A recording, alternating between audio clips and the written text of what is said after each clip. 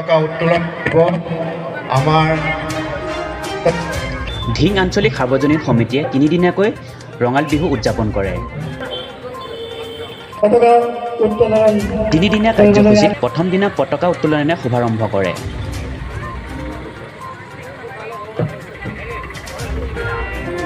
বহাগ মাথো এটি ঋতু নহয় এটি মাহ।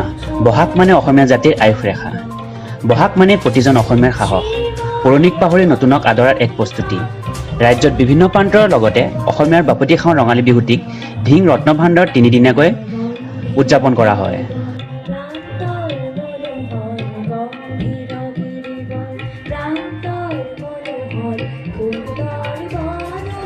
আজি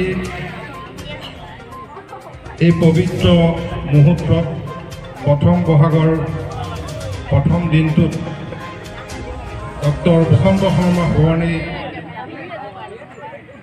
অস্থায়ী প্ৰেক্ষাগৃহত উপস্থিত বয়োজ্যেষ্ঠসকল, সন্মানীয় সাৰ্বজনীন ৰঙালী বিহু উৎসৱ উদযাপন সমিতি, হীৰক জয়ন্তী বৰ্ষ গৰকা ধিং আঞ্চলিক সাৰ্বজনীন ৰঙালী বিহু উৎসৱ উদযাপন সমিতি আজিৰ পৰা তিনিদিনীয়া কাৰ্যসূচীৰে বিহু উদযাপন কৰিছে।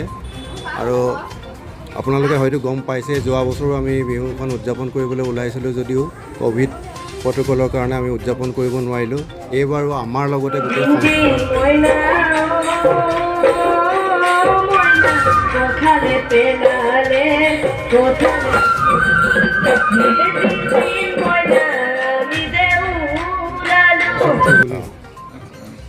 এইবাৰো আমি ক'ভিড প্ৰট'কল মানি তিনিদিনীয়া কাৰ্যসূচীৰে আমাৰ বিহু উদযাপন কৰিবলৈ আমি আগবাঢ়িছোঁ। ইতিমধ্যে আমাৰ প্ৰথম, দ্বিতীয়, তৃতীয় কাৰ্যসূচী অনুষ্ঠিত হৈ গৈছে আৰু আমি আশা ৰাখিছোঁ আমাৰ তিনিদিনীয়া কাৰ্যসূচী সফলভাৱে আমি ৰূপায়ণ কৰিব পাৰিম। চৰকাৰৰ নীতি নিৰ্দেশ অনুসৰি আমি যাৱতীয় ব্যৱস্থা ইতিমধ্যে গ্ৰহণ কৰিছোঁ আৰু আজি আপোনালোকৰ চেনেলৰ জৰিয়তে আমি অসমবাসীলৈ আমি বিহুৰ শুভেচ্ছা জনাইছোঁ।